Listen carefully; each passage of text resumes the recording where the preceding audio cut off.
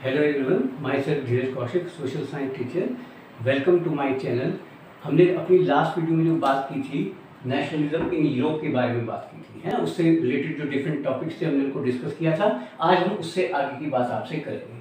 जैसे हमारा जो टॉपिक है making of nationalism in Europe. देखिए, आज की तारीख में हम देखते हैं कि फ्रांस एक कंट्री है, जर्मनी एक कंट्री है, अमेरिका एक कंट्री है, स्विट्जरलैंड एक कंट्री है। लेकिन पहले जो कंट्री है ये ऐसे नहीं थे।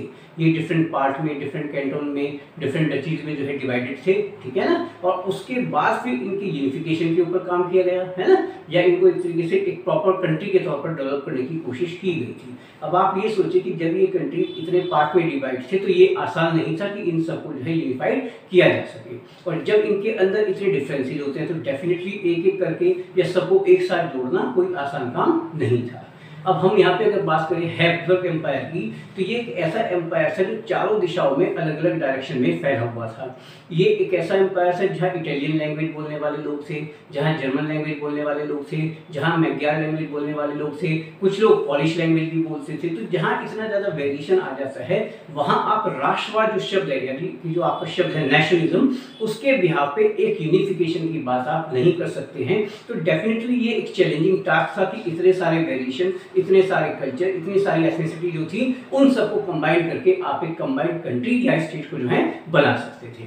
अच्छा, अगर हम बात करते हैं aristocracy and new middle class, देखिए जो जमींदार होते हैं वो हमेशा से पावरफुल होते ही हैं, ठीक है ना। तो यूरोप के अंदर हम इस एरिस्टोक्रेटिक कंसेप्ट के अकॉर्डिंग बात करें तो ये पावरफुल थे, ग्रामीण एरिया में भी और शहरों में भी, ठीक है ना। आपस में ये लोग जो है एक इंटर रिलेशन बना के रखते थे। अपने परिवार के जो बच्चे होते थे उनकी आपस में शादियां कर देते थे। डिप्लोमेटिक कंसेप्ट की अगर हम बात करें तो अक्सर ये फ्रेंच लैंग्वेज में काम किया करते थे। लेकिन इनकी प्रॉब्लम क्या थी कि इनका जो नंबरिंग था, है ना, ये नंबरिंग में कम थे। तो इसका मतलब क्या हो कि जो बाकी लोग थे उसमें आप जो है मजदूरों को या किसानों को शामिल कर सकते हैं, तो उनकी नंबरिंग ज्यादा थी। लेकिन जो एरिस्टोक्रेट लोग थे डेफिनेटली वो पावरफुल थे। अच्छा, अगर हम उस टाइम पीरियड में देखें तो जो आपका ईस्टर्न और सेंट्रल यूरोप था वहाँ पे जो खेती करने का काम किया जाता था जनरली गुलामों के द्वारा किया जाता था, ठीक है ना। और बाकी बचा जो हिस्सा था, वेस्ट यूरोप का जो हिस्सा था, वहाँ बड़े बड़े काश्तकार भी थे और कुछ जगह पे छोटे काश्तकार भी जो है ये काम किया करते थे।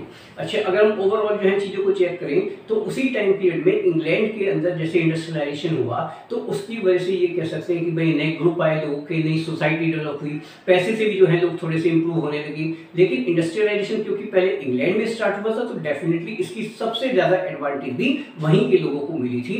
और यहीं पर हम ये कह सकते हैं कि एक पढ़ा लिखा जो वर्ग था या एक पैसे वाला मिडिल क्लास जो है लोगों के सामने आ रहा था और इन लोगों के लिए जो राष्ट्रवाद था वो थोड़ा अलग पहचान रखता था।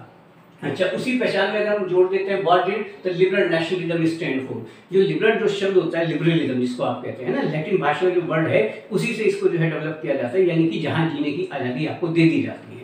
जनरली अगर हम लिबरल के अकॉर्डिंग बात करें तो उनके लिए ये जो गवर्नमेंट थी या जो नेशनलिज्म था, इसका मतलब क्या था, उनके लिए एक ऐसी गवर्नमेंट होनी चाहिए जो अकॉर्डिंग टू कॉन्स्टिट्यूशन काम करे, ठीक है ना, जहां लोगों को अपनी बात कहने का मौका दिया जाए, ठीक है। जैसे हमने फ्रांस में भी देखा कि भाई स्टेट जनरल को ही उन्होंने जो है नेशनल असेंबली का दर्जा दे दिया था और फिर उसी के बिहाफ पे जो गवर्नमेंट थी उससे वहाँ काम करना शुरू किया था। इसके अलावा जो लिबरल थे वो ये चाहते थे कि भाई जो पर्सनल प्रॉपर्टी का जो राइट है वो भी लोगों को मिलना चाहिए। लेकिन अगर हम देखें तो राइट टू वोट के बारे में जनरली कोई बात नहीं की जाती थी, ठीक है ना। बहुत सारे इश्यूज थे जिनके ऊपर ये जनरली कोई बात नहीं करते थे। अगर हम फ्रांस के अकॉर्डिंग भी देखें और बहुत सारे इश्यूज थे जिन पे कोई बात नहीं की जाती थी। तो जो लिबरल थे, जैसे हम आप जानते भी हैं कि भाई फ्रांस में जो है कैटेगरीज जो है दो थी, एक तो एक्टिव सिटीजन होते थे और दूसरे पैसिव सिटीजन होते थे। तो जो पैसिव सिटीजन थे या जो महिलाएं थी उनके राइट्स के लिए कोई बात नहीं की जाती थी। हालांकि ये दोनों ही ग्रुप जो है टाइम टू टाइम बहुत सारे मूवमेंट करते रहते थे, लेकिन उसका कोई भी प्रॉपर रेस्पॉन्स उनको नहीं मिलता था।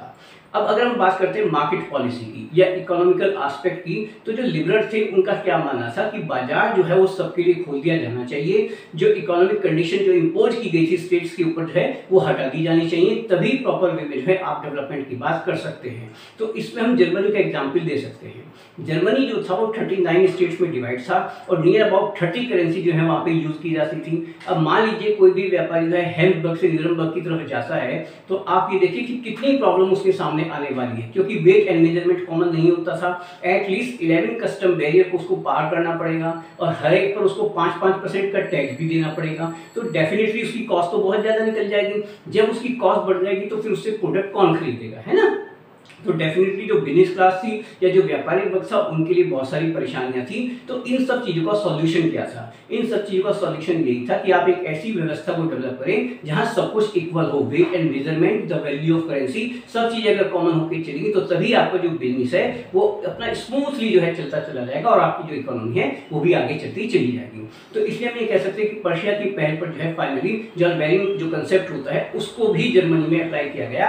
उसके बाद क्या हुआ कि जो नंबर ऑफ करेंसी थी वो रह गई 2, ठीक है ना, और जो बिजनेस ट्रांजेक्शन थी वो इजी होती चली गई। और आप एक बात समझ लीजिए कि भाई अगर हमारा बिजनेस ट्रांजेक्शन बहुत ही आराम से चल रहा है, आपका इकोनॉमिकल जो लेवल है, आपका स्टैंडर्ड जो है बढ़ता जा रहा है, इसके अलावा मीन्स ऑफ रेलवे के ऊपर काम किया गया, रेलवे ट्रांसपोर्ट के फील्ड में बहुत डेवलपमेंट किया गया, तो इससे ये लगा कि भाई हमारा जो ये एरिया है ये एक प्रॉपर डेवलपमेंट की तरफ जा रहा है। तो अगर आप इकोनॉमिकली लोगों को एक कर देते हैं तो डेफिनेटली फिर हम कंसेप्ट ऑफ नेशनलिज्म के बारे में सोच सकते हैं कि पहले आप आर्थिक तौर पर यूरोप में लोगों को मजबूत कर दीजिए, देन आफ्टर हम उनको जो है यूनिफाइड करने के बारे में बात कर सकते हैं। क्लियर? आई थिंक आपके सारे पॉइंट बिल्कुल क्लियर होंगे। आप ज्यादा से ज्यादा वीडियो को देखिएगा, लाइक कीजिएगा और सब्सक्राइब कीजिएगा। Thank you.